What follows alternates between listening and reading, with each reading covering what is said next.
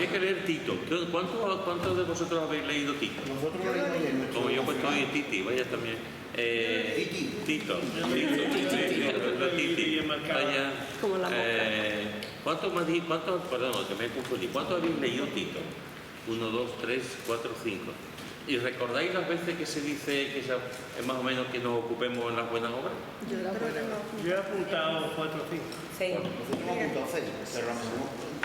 Yo te tengo apuntada la cita, ¿no? Venga, vamos a mirarlo un momentito. ¿Titi? ¿El Titi? El Titi estaba yo escribiendo. Oye, ¿llegado usted? Sí, llegó ayer. Llegaron ayer a las 4:30, también a la fresquita. A las 4:30 de la tarde fuimos a recoger y ya están aquí, los 4. Están aquí. Pero bueno, los 4 van a venir. Sí, ya están aquí. Llegaron bien. Bueno, vamos a ver. ¿Quién lo ha apuntado? Yo. Todos lo hemos apuntado. Venga, pues vamos a ver. Venga, pues venga. ¿Dónde aparece más o menos? Sí, yo he apuntado Tito 3. Tito 3.1. Muy bien. Estén dispuestos a toda buena obra. ¿Qué más? Tito 2.5. Tito 2.5. A ser prudente, casta, cuidadosa de su casa, buena, sujeta a sus maridos. Ahí no dice Aquí nada. no. Esa es la que te aprendió tú. Vamos a ver, que sean buenas. Sean buenas. Esa es la que Sean buenas. Estamos. En el, Vale, algo más. el 2 es Tito 2.10. Tito 2.10. No defraudando, sino mostrándose fieles en todo, para que en todo adornen la doctrina de nuestro Dios Salvador. Vale, muy bien. ¿Qué más? Tito 2.3. 2.13. 2.3. 3. Ah, 2.3. Las ancianas asimismo sean reverentes en su porte, no calumniadoras. Muy bien, estaba bien. Y Tito 2.14. Muy bien, está bien. Tito 2.14, perfecto. Quien se dio a sí mismo por nosotros para redimir toda iniquidad y purificar para sí un pueblo propio, celoso de buena obra. Muy bien. ¿Has visto que la Muy bien. pasada iba por donde tú me dijiste? Muy bien, muy bien. Gracias por tu esfuerzo, Paco. Así que Perfecto. estaban tan entusiasmados. Nos hemos de venir, ¿no? Muy bien. Gracias. Venga, Josefa. Pues yo leí Tito 1 en el 16 y entonces yo estuve escribiendo, pero después no me lo traje porque digo, voy a tener un daño a la predicación de lo que me enseñaba en cada versículo. Después tenía en el 2, en el 7 y 14. 2, 7 Y 14. y 14. Y en el 3, el 1, el 8 y el 14. Si no me equivoco. El 1, el 8 y el 14. Muy bien. ¿Alguien más? Nosotros no lo apuntamos, lo leímos, ¿Lo habéis leído? pero saquemos que, vamos, fuimos buscando las buenas obras y... Vale, perfecto. Yo lo apunté porque también porque hay una enseñanza. Claro, por eso la idea. Entonces, como cuando dicen 3.1, la enseñanza que yo veo aquí es que además de colaborar con las autoridades, obedecer a las autoridades, también podemos colaborar con las autoridades en buena obra, en el servicio a la sociedad. Pero es muy bonito, porque recuérdale que se sujeten a los gobernantes, a las autoridades que obedezcan, que estén dispuestos a toda buena obra. ¿Vale? Por eso. Es muy bonito. Que debemos de Es un libro muy bonito, no te lo gusta mucho. Debemos de colaborar, no solamente obedecer y respetar a las autoridades, sino también estar dispuesto a colaborar en buenas obras para el pueblo, ¿no? Después, en el 16, cuando dice profesar, si profesamos que conocemos a Dios,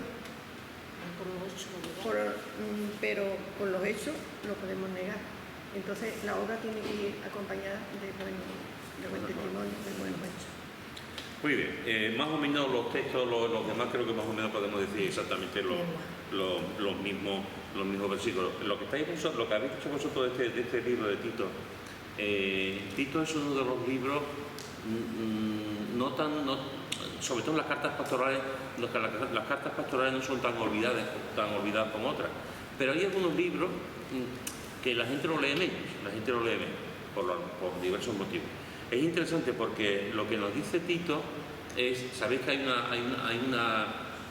digamos, hay dos posiciones, sobre todo dos posiciones, ya no tanto, pero durante mucho tiempo había dos posiciones teológicas en la Iglesia. Una era que la salvación solamente es por fe y por lo tanto no hacía falta buenas obras. Y efectivamente, la salvación es solamente por fe. Pero lo que sostenían que la salvación solamente es por fe, a veces los más radicales te decían que no hace falta hacer ningún tipo de obra, porque ya somos salvos. Pero realmente lo que nos enseña la Escritura es que no hay una contradicción. Lutero decía que Santiago no era inspirado porque Santiago nos habla de hacer obra.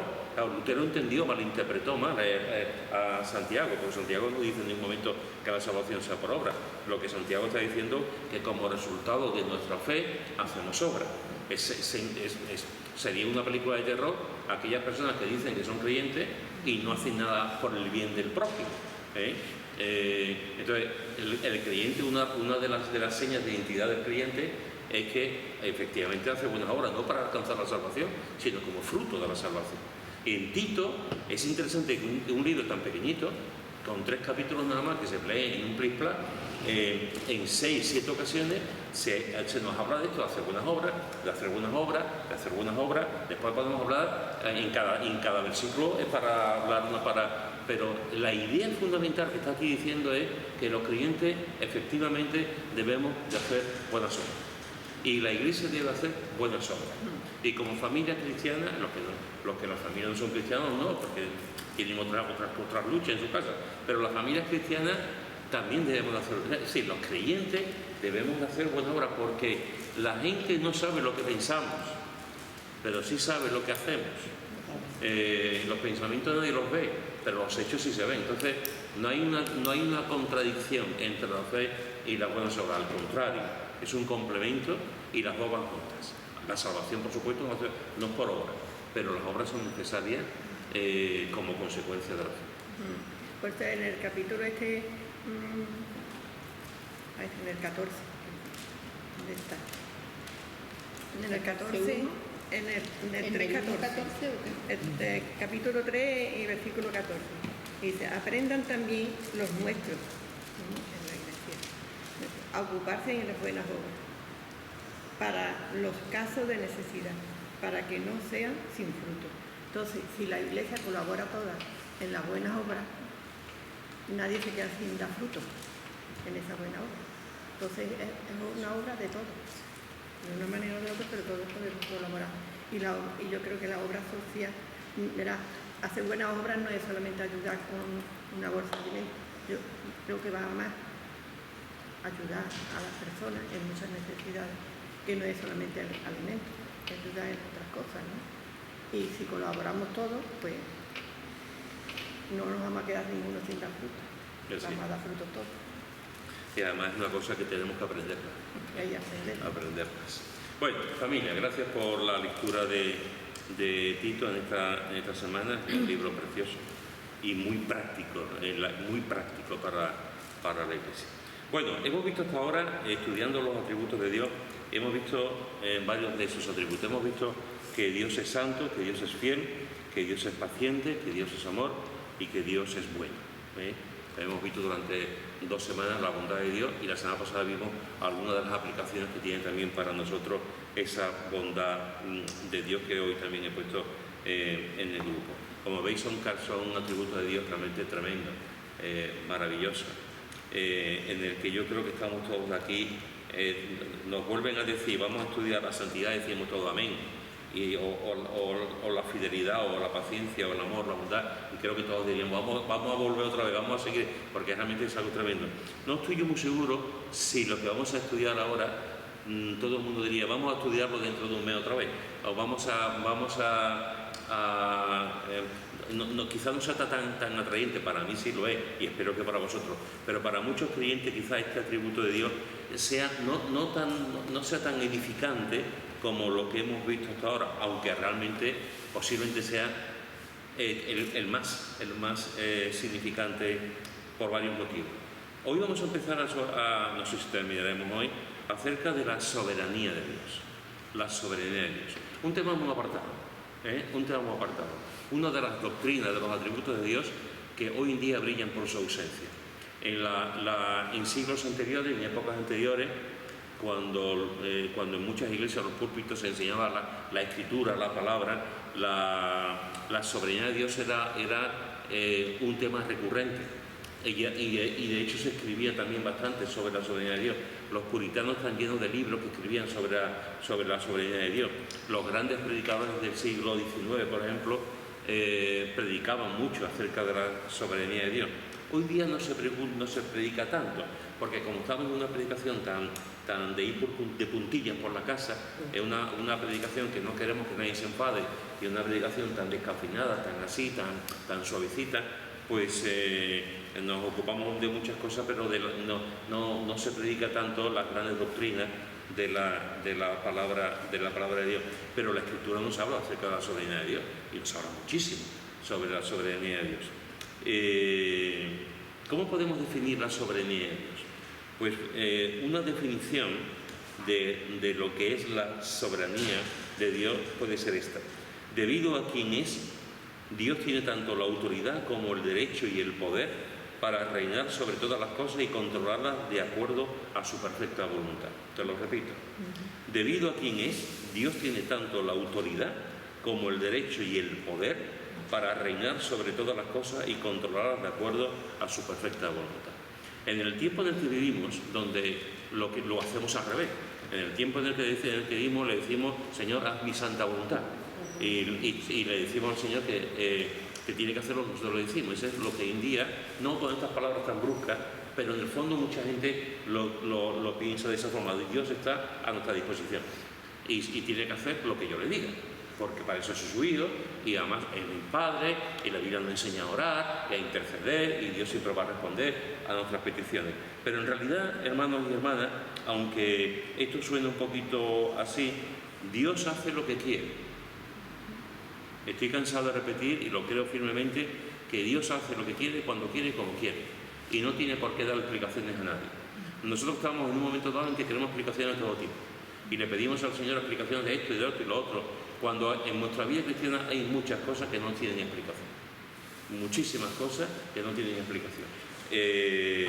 Por lo tanto, cuando hablamos de la soberanía de Dios, estamos hablando de que Dios el Rey, Dios el Soberano, hace lo que quiere.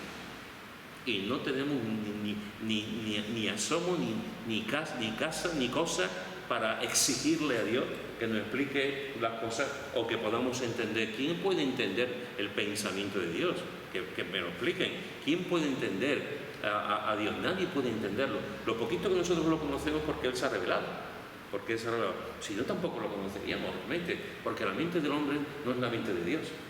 Por lo tanto, Dios puede hacer con nosotros lo que quiera, porque es Dios. Solamente algunos versículos, no voy a entrar a explicarlo, porque vamos a entrar ahora a ver algunos temas, pero solamente algunos versículos desparramados por la Escritura para que veamos realmente cómo la palabra de Dios nos habla muchísimo acerca de la soberanía de Dios. Deuteronomio capítulo 32,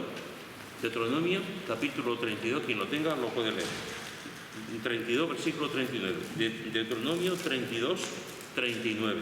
Otro hermano que busque Isaías 46, 9 al 10. Isaías 46, 9 al 11. Isaías 46, Deuteronomio 32, 39. José, tú.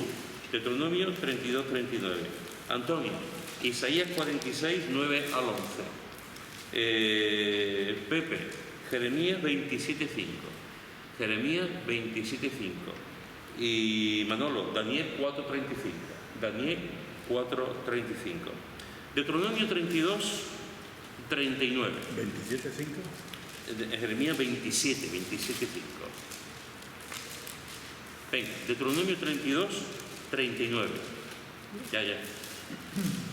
Ve ahora que yo soy y no hay dioses conmigo. Yo hago morir y yo hago vivir.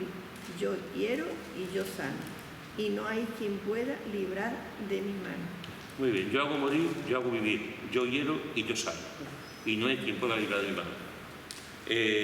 Isaías 46, 9 al 11. Acordaos de las cosas pasadas desde los tiempos antiguos, porque yo soy Dios y no hay otro Dios, y nada hay semejante a mí, que anuncio lo por venir desde el principio, y desde la antigüedad lo que aún no he hecho, que digo, mi consejo permanecerá, y haré todo lo que quiero, que llamo desde el oriente al ave, y de la tierra lejana al varón de mi consejo.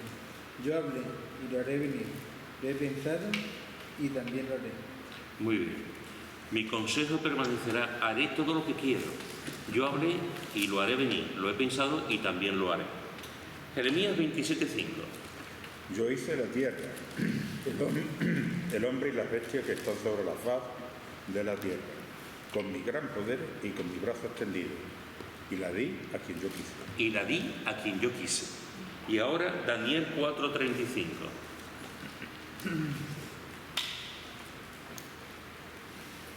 Todos los habitantes de la tierra son considerados como nada, y Él hace según su voluntad en el ejército del cielo y en los habitantes de la tierra, y no hay quien detenga su mano y le diga qué hace.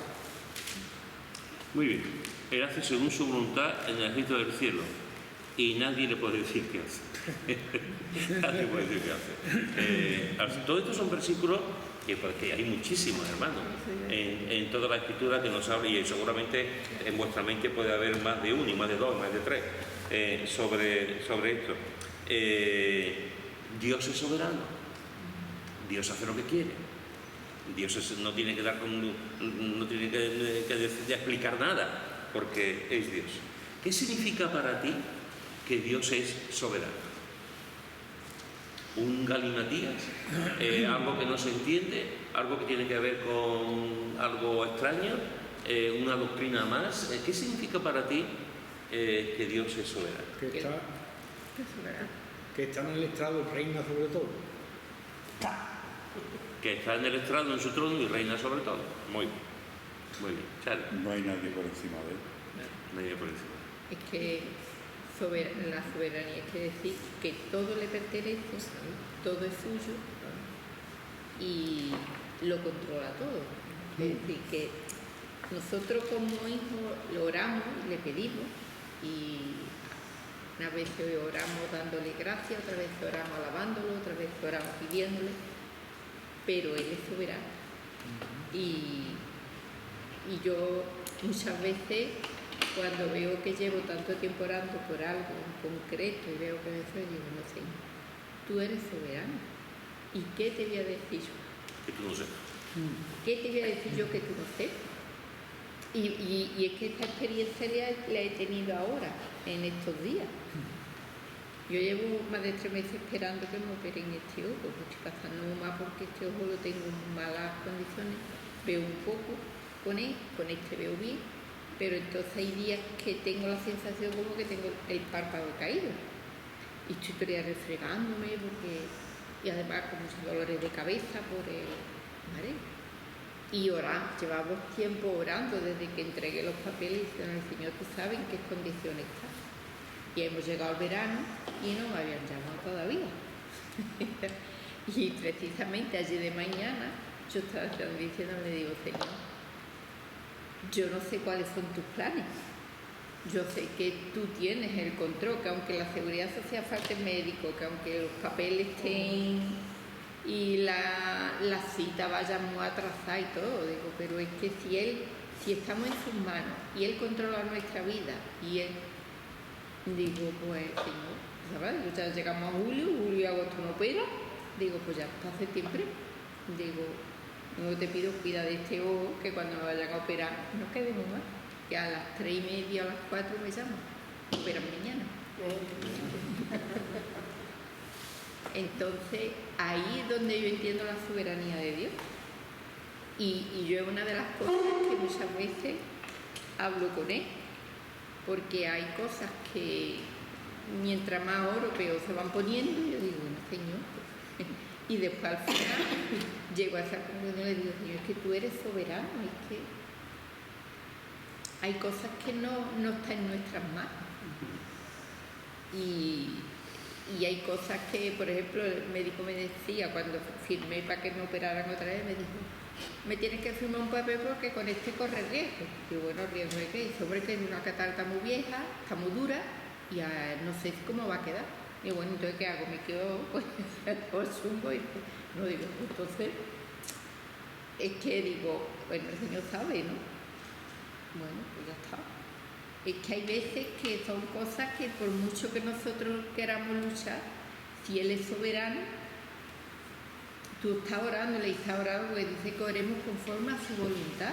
Y si lo que tú estás orando sabes que le agrada a Dios, bien por bienestar, por salud, por la unidad, y la cosa no va, no queda otra cosa que decirle, Señor, en tus manos está, yo aquí, que te voy a decir que tú no sepas cómo has dicho.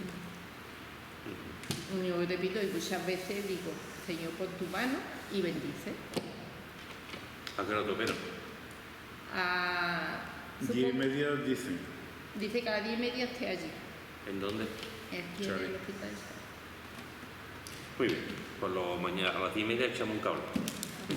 Que hay un versículo que dice que todo fue hecho por Él y para Él. Ayudamos a la soberanía. Y yo muchas veces digo, sí, lo que pueda, si puedo ver, si puedo andar, si puedo hacer o no puedo hacer, lo que sea, es porque Dios lo quiere.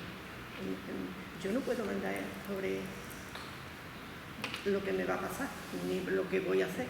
Porque yo me levanto por la mañana o por la noche me levanto con unos pensamientos, me cuesto unos pensamientos, pero mañana es distinto todo. Entonces es el que dispone, así deshace en nuestra vida. Así es. Os voy a leer una que es un poco larga, ¿eh? Tengo que confesar, no me gusta leer en público citas tan largas porque creo que puedo aburrir. Pero aquí con el grupo creo que lo puedo hacer. Es un poco larga, pero creo que merece la pena. Es una cita de Spurgeon, de una de sus predicaciones. Y dice así, no hay atributo más consolador para sus hijos que el de la soberanía de Dios. Bajo las más difíciles circunstancias y las pruebas más duras, creen que la soberanía los gobierna y los santifica. Para ellos no debería haber nada por lo que luchar más celosamente que la doctrina del señorío de Dios. Sobre toda la creación, el reino de Dios, sobre todas las obras de sus manos, el trono de Dios y su derecho a sentarse en el mismo. Por otro lado, no hay doctrina más odiada por el mundo, ni verdad que haya sido más maltratada que la grande y maravillosa, pero ciertísima doctrina de la soberanía del infinito Dios. Los hombres permitirán que Dios esté en todas partes, menos en su trono. Le permitirán formar mundos y hacer estrellas, dispensar limosnas y conceder favores, sostener la tierra y soportar los pilares de la misma, iluminar las luces del cielo y gobernar las incesantes olas del mar. Pero cuando Dios asciende a su trono, las criaturas rechinan los dientes. Y nosotros proclamamos un Dios entronizado y su derecho a hacer su propia voluntad con lo que le pertenece, a disponer de sus criaturas como Él quiera, sin necesidad de consultarlas. Entonces se nos maldice y los hombres hacen oídos sordos a lo que le decimos ya que no aman a ese Dios que está sentado en su trono. Pero es a ese Dios en su trono al que nosotros queremos predicar, es a ese Dios del trono en quien confiamos. ¿Qué os parece?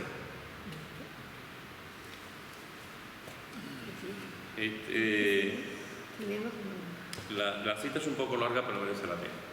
Merece la pena. Dios es soberano, efectivamente. Y una de las cosas que tenemos, los que estamos aquí, todos hemos tenido padre. ¿Hay alguien aquí que no haya tenido padre? Todos, por lo menos padres que nos han hecho. Otra cosa es la función de padre, pero todos hemos tenido buenos padres. ¿No os ha pasado a vosotros cuando vuestros padres que ha habido momentos que no habéis entendido algunas cosas de los padres? Porque yo con mis padres había un montón de cosas que yo no entendía. ¿Por qué mis padres hacen esto? ¿Por qué no me permiten hacer esto? ¿Por qué me dicen esto? Entonces los padres hacían cosas que no tenían que estar. Ahora se exige a los padres que le digan a los hijos exactamente todo lo que tienen que hacer. Y se tienen que sentar con los hijos y explicarles todo lo que se va a hacer. En mi época, mi padre hacía las cosas y decía, ¿y por qué? Y decía, porque yo lo digo. Porque yo lo digo. Y entonces tú te quedabas aquí. O a mi madre, mamá, ¿por qué? Porque yo lo digo. Y te daban ahí y ya está. Esa era la explicación. No digo que seamos así, no digo que lleguemos a un punto, pero tampoco lo que se nos enseña hoy en día. Que hay que dialogar continuamente con los hijos para todo. Y hay que dialogar, pero todo tiene su término medio. Pues hoy en día pasa también al contrario. Seguramente nuestros hijos dirán cosas, habrá cosas que no entienden de los padres. No entiendo por qué hacéis esto, por qué hay que acostarse a las 9 de la noche, ahora cómo va a tardar a las 10, y con el tiempo cómo está cambiando. ¿Por qué no puedo ir a la playa y tengo que ir a esta playa que a mí no me gusta? Porque, en fin, hay mil cosas que los hijos pueden cuestionar. Pero al final, los hijos, por necesidad, es que no queda más remedio, por necesidad los hijos tienen que confiar en los padres. Porque son los hijos los que le van a dar, los padres los que le van a dar de comer, los que le están aportando la ropa, los que le están dando su vida para ellos, ¿no? Entonces, al final, aunque hay cosas que los hijos no entienden de los padres, al final ellos saben que los padres están ahí y que lo quieren y lo aman. Pues con el Señor hay cosas que no entendemos, pero hace lo que quiere. Y siempre hace las cosas, y después lo veremos, hace las cosas de una manera adecuada siempre. Pero es Dios. Y es verdad lo que está diciendo el autor también. Muchas veces hay doctrinas, hay cosas que a la gente te dice, Dios es amor, bien. Dios es bueno, bien. Dios es paciente, conmigo, menos mal que es paciente conmigo, bien. Pero cuando hablamos de Dios es soberano y hace lo que quiere, ¿cómo? O sea, y eso de que haya un Dios que manda, es un Dios que te dice, obedéceme, un Dios que te dice, yo hago las cosas porque quiero. Eso ya, como dicen, nos rechina más los dientes, ¿no? Pero no solamente con el mundo, es que también a nosotros como creyentes, porque va en contra de nuestra autonomía. Es decir, que por encima de mí Dios manda, ¿cómo?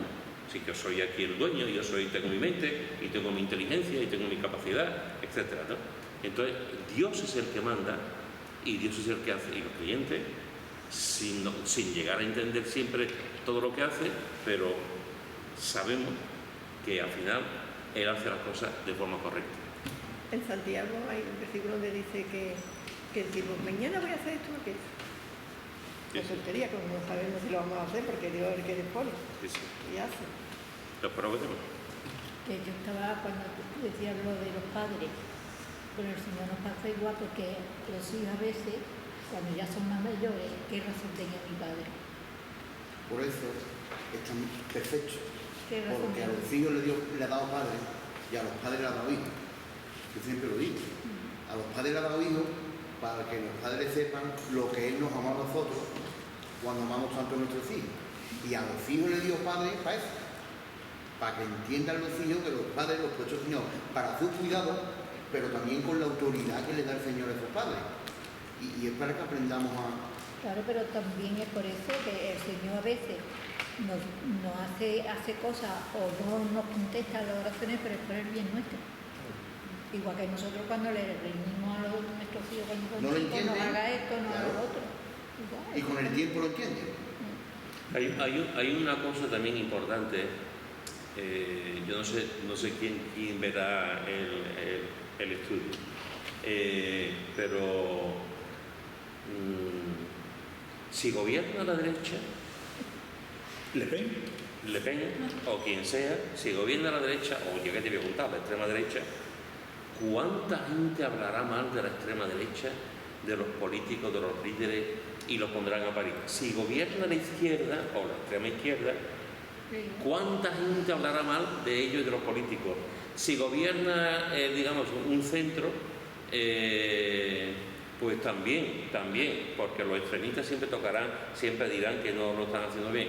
Si gobierna un gobierno liberal, exactamente lo mismo. Es decir, los gobernantes, hermanos y hermanas, se llevan palo por todos lados.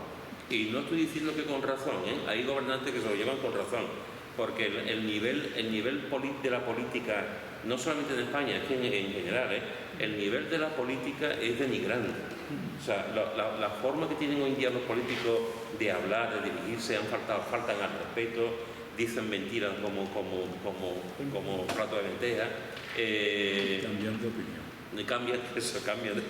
Está bien traído, Pepe. Cambian de opinión, y cómo se gritan, en un debate tú no vas a debatir, tú ya vas con tus ideas, te da igual lo que te digan, si tú ya vas con lo tuyo. Entonces, estamos en un mundo donde muchas veces la gente estamos cansados de los gobernantes, porque sabemos que te dicen, tu vida, y tú sabes que te están mintiendo cara a cara, te están diciendo, vamos a tener, y tú dices, me están mintiendo. Y es así. Después están los políticos corruptos, los políticos, después los dictadores tanto de extrema izquierda como de extrema derecha, los dictadores que pueden matar a gente. Es decir, la política, hay mucha gente que defiende una actitud ácrata, una actitud porque tiene que haber gobierno, vamos a quitar los gobiernos, que no haya gobierno en ningún mundo, que ya no lideraremos nosotros y ya no gobernaremos el pueblo de tal manera. Claro, ese concepto de que no haya gobierno se cae por su propio peso, porque al final siempre habrá alguien, que toma decisiones. Pero ¿por qué me estoy metiendo en este berenjenal? ¿Por qué estoy diciendo todo este tipo de cosas? Pues porque una de las cosas de la soberanía de Dios precisamente tiene que ver, y hemos leído algo en Tito, una de las cosas que vemos es que Dios en su soberanía pone los gobiernos. Los pone y los quita. Y los quita y los pone, y pone los políticos. Mira lo que dice en Romanos, en el capítulo, alguien que busque también, Romanos capítulo 13, versículos 1 y 2, perdón, 1 y 2, y 1 de Pedro 2, 13, 14. 1 de Pedro 2, 13, 14. Romanos 13, 1 y 2. ¿Quién lo tiene, por favor?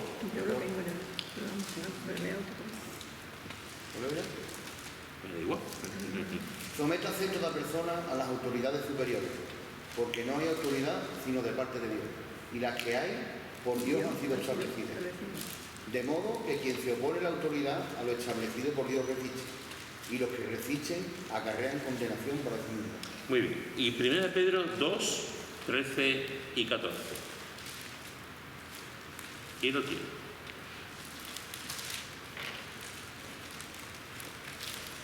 Por causa del Señor, someteos a toda institución humana, ya sea al rey como a su superior, ya a los gobernadores como por él enviados, para castigo de los malhechores y alabanza de los que hacen el bien. Muy bien. ¿Qué os parece estos dos textos que hemos leído? El de Romanos y el de 1 de Pedro, con respecto a los gobernantes. Tenemos que estar... Los gobernantes aprendieron de memoria muchas cosas. Eso es totalmente de acuerdo, Paco. Si los gobernantes supieran esto y se lo aprendiesen, otra cosa sería totalmente de acuerdo. Yo hace mucho tiempo, ¿tú te acuerdas cuando en el colegio en la clase de política? Fue un abogado que nos daba una clase en formación profesional y en utrera, ¿no?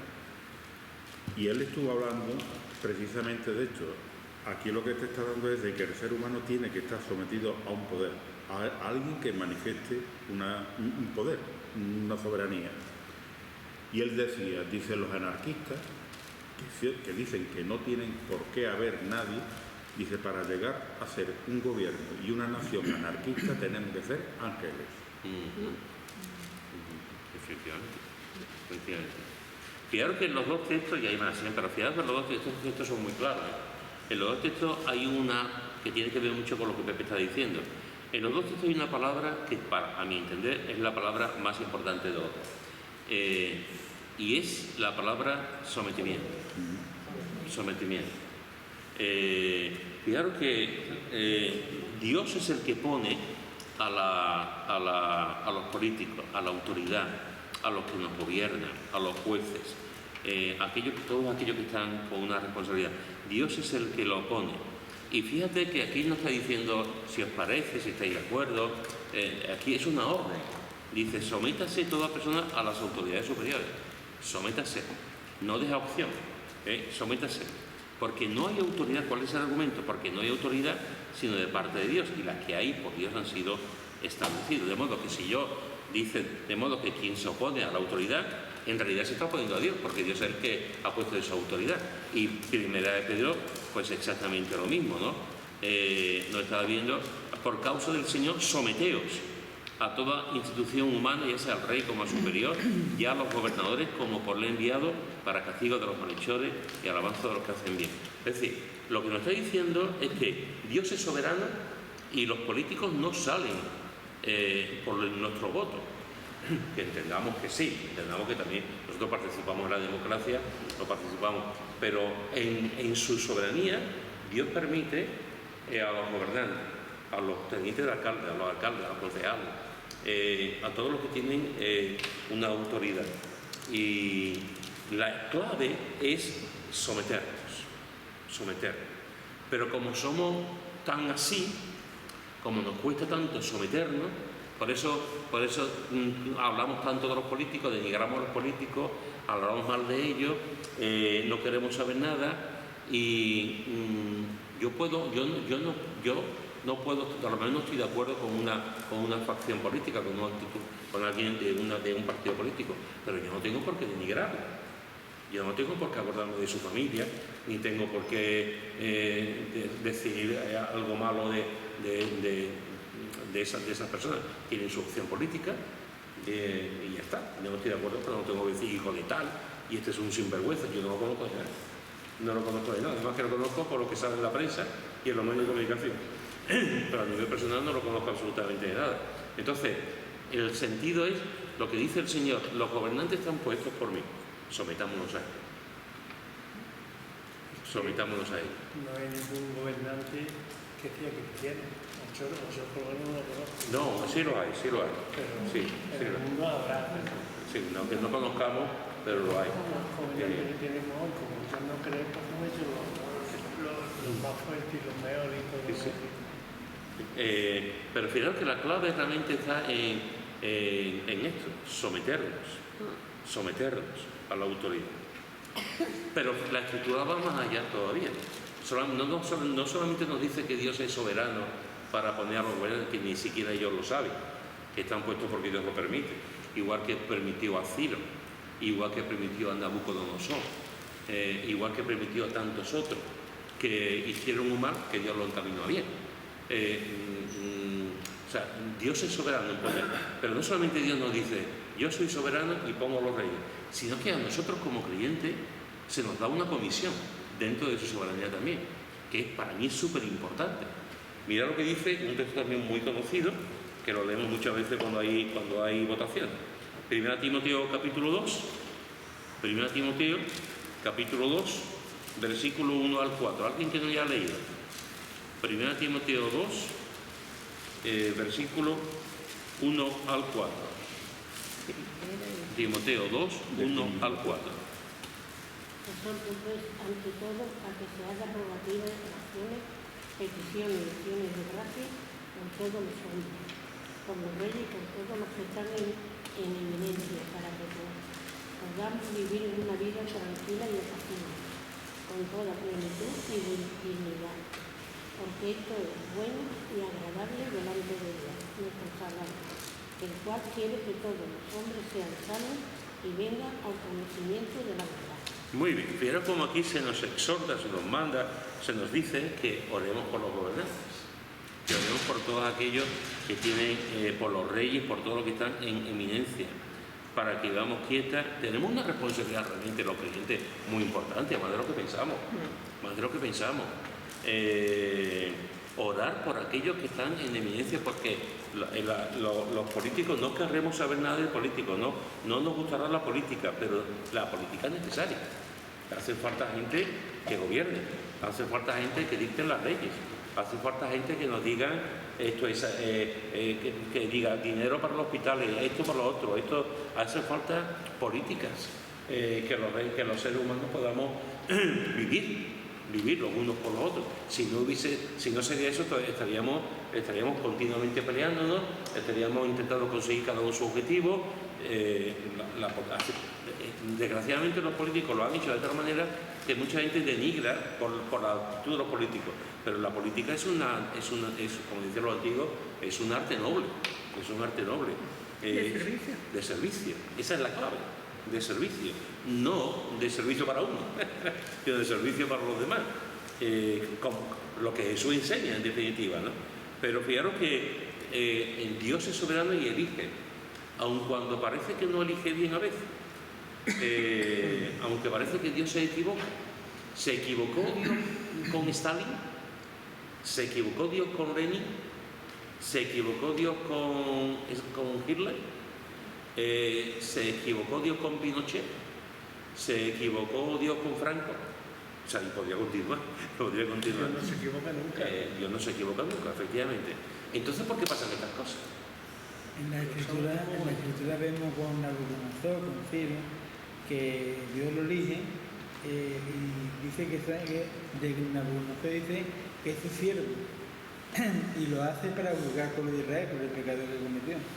Entonces me hace pensar que todas esas cosas que Dios no se equivoca nunca, lo hace para juzgar al pueblo, lo hace para darle un toque de atención al pueblo, viendo que nos estamos desviando demasiado. Entonces es como pone un gobernador malo para juzgarnos, para que veamos lo mal que lo estamos haciendo. Y Dios nos trata así en alguna forma, que juzga en el Antiguo Testamento se ve muy claro que Él lo elige a las personas, a los gobernantes, para juzgar al pueblo de Israel por el pecado que cometió. Buena respuesta. Sí, sí, buena respuesta. Como pueblo de Dios tampoco nos comprometemos en orar por los gobernantes. Orar De vez en cuando. O por nuestros favoritos. Es que escuchar lo que hablan los gobernantes no merece la pena ni... pero es que Dios quita y pone y el que está... una escuela para Israel.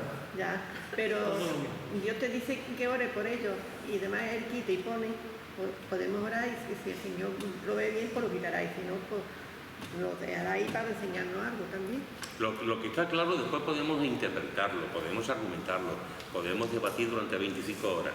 Pero está claro, en estos textos que hemos leído, hay dos cosas que son muy claras. La primera es que Dios, como soberano, elige a los gobernantes. Dios es soberano y elige. La segunda cosa que aparece muy clara, que también podemos interpretarlo, podemos decir, pero que aparece muy clara, es que nos tenemos que someter. Dios elige, Dios es soberano y nosotros tenemos que someter a las autoridades. Ahora, aquí surge otra pregunta. Una pregunta de calado, una pregunta importante. ¿Hasta qué punto la Iglesia, los cristianos, tenemos que estar siempre dispuestos a someternos a la autoridad? ¿Debemos de estar siempre sometidos a las autoridades o hay ciertas situaciones en las que los creyentes debemos decir no? ¿Qué pensáis? Y va en contra de las leyes de Dios, y va en contra de las leyes de Dios como el aborto, la vida, muchas cosas tenemos que respetar y someternos a la autoridad sin hacer violencia, digamos, contra ella. Pero sí podemos orar para que cambie esa política. Y no votarlo. Votar a un partido que se asemeje un poco más o lo más parecido posible a nuestro sentir. Pero como no lo hay... Lo que pasa es que, desgraciadamente, la política cada vez está más corrompida también. Entonces está llegando un momento ya que aquí es verdad que la derecha se parece un poco más, pero ¿hasta qué punto? Porque es verdad que la izquierda está ya dislocada. Es un disloque ya. Pero... Es que no podemos, todo lo que desagrada a Dios no podemos reír de la gracia. Por eso, por ejemplo, que ponga la bandera ahí de los gays, vale, ponla, pero yo no participo en eso. Yo no quiero saber nada de eso. ¿Por qué? Porque dice Dios que hombre con hombre y mujer con mujer, pues eso va contra Dios. Entonces tú sigues con la bandera y dices, ¿tú qué? Pero yo no quiero saber nada de eso. Por ahí uno de los ejemplos. Hay un texto que todos conocéis también. Hay un texto muy clarito en Hechos, en el capítulo 4. Hechos, capítulo 4, versículos 19-20. Hechos, capítulo 4, versículos 19 y 20, donde la Escritura nos enseña que efectivamente hay momentos y situaciones en que los creyentes no podemos obedecer. Dice 19 y 20 del capítulo 4 de Hechos. Mas Pedro y Juan, que les habían prohibido que predicaran el Evangelio, mas Pedro y Juan respondieron diciéndoles: juzgad si es justo delante de Dios obedecer a vosotros antes que a Dios, porque no podemos dejar de decir lo que hemos visto y oído. Pero hay un momento que aquí se plantea, en el que Pedro y Juan te dicen: vosotros, el concilio, vosotros estáis trayendo una doctrina nueva, os prohibido que lo hagáis, os prohibido que prediquéis a este Jesús que ustedes predicaáis, no lo hagáis más, os vais a tener las consecuencias. os vais a tener las consecuencias. Pedro y Juan podían haber salido allí diciendo, oye, vamos a tener cuidadito, porque nos han dicho que no, a ver si van a ir, nos van a matar, a lo mejor lo podemos hacer de manera sutil, lo podemos hacer de manera que la gente que no se enteren, podemos ir uno, pero no podemos delante de una plaza, delante de un público, delante de la gente, podrían haberlo hecho. Pero estaba en juego la predicación del Evangelio, estaba en juego el nombre de Jesús. Y Pedro y Juan nos dicen, no podemos dejar, el argumento que dan es un argumento, no podemos dejar de decir lo que hemos visto y oído. ¿Cómo voy a callar ante lo que hemos visto y oído? Y no podían dejar de predicar el Evangelio. Hoy en día, como algunos ejemplos que ya se han puesto, hoy en día tanto de una parte como de otra, hay leyes que los creyentes, como decimos, si yo voto, por ejemplo, a la izquierda, ¿no? ¿Cómo voy a votar a la izquierda con las leyes de LGTBI?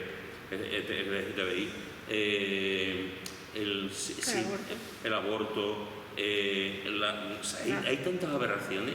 Enseñar a los chiquillos de pequeñitos que tú puedes abortar y no tienes que consultar con tu madre, con tu padre, el cambio de género. O sea, es que hay tantas leyes que tú dices, estamos en los tiempos del Sodoma y Gomorra y los tiempos de antes del diluvio, todo concentrado. Es una situación realmente tremenda, ¿no? Pero si después te pones a mirar hacia la derecha, tú dices, bueno, y aquí también, que si los inmigrantes, que si van a echar, que si todo es capitalismo, que la gente, los pobres seguirán siendo más pobres y los ricos cada vez más ricos. Entonces tú te planteas una serie de cosas que tú dices, ¿a quién se vota? Éticamente, digamos, como tú dices, de alguna forma el voto a la derecha es un poco más así, lo veo más justo por el tema de la izquierda, pero es que la derecha también tiene guasa en muchos sentidos. Entonces, te pones a pensar y dices tú, ¿a quién se vota? Quiero deciros que se ha levantado un nuevo grupo político. Se ha levantado para ir con esto de las elecciones europeas, un grupo evangélico, pero antes que yo sepa no ha tenido los suficientes votos para ir al Parlamento Europeo. Ahí, lo tengo. ¿Tú lo estás buscando? La mosca, es que no me acuerdo tampoco. La mosca, tengo que ir a la mosca, ¿no? En la punta de la En la punta de Pues. No, se acabó la fiesta. Eso no, se acabó la fiesta, no. Se acabó la fiesta, no. Creo que es viernes, no recuerdo muy bien. Y un partido político que donde hay evangélicos y también hay católicos, ¿eh? Fiel. ¿Qué? Fiel. Pues mira, no me he equivocado, fiel. Para ir al Parlamento Europeo, al contrario que para aquí en España, hace falta, hace falta menos votos en un sentido. Pero no sacar los votos, pero bueno, salen partidos, ¿no? Y en Hispanoamérica hay partidos también evangélicos y tal, ¿no? Lo que quiero decir con esto, hermanos, es que tenemos una responsabilidad, independientemente de los votos.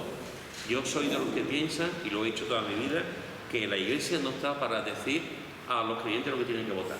El pastor no está para decir a los creyentes lo que tienen que votar. Los creyentes tienen que votar lo que tienen en conciencia. En conciencia, ya está. Uno tiene esa responsabilidad. Pero entiendo que es difícil. Porque queremos hacer lo correcto. ¿Qué nos dice la palabra? Que Dios es soberano. Y que a veces nosotros dejamos de hacer, nos quejamos mucho, pero dejamos de hacer lo que estaba diciendo ella antes. Lo más importante, que el mundo no lo ve. Lo más importante, pero que Dios lo ve y Dios maneja las cosas porque es soberano, que es orar.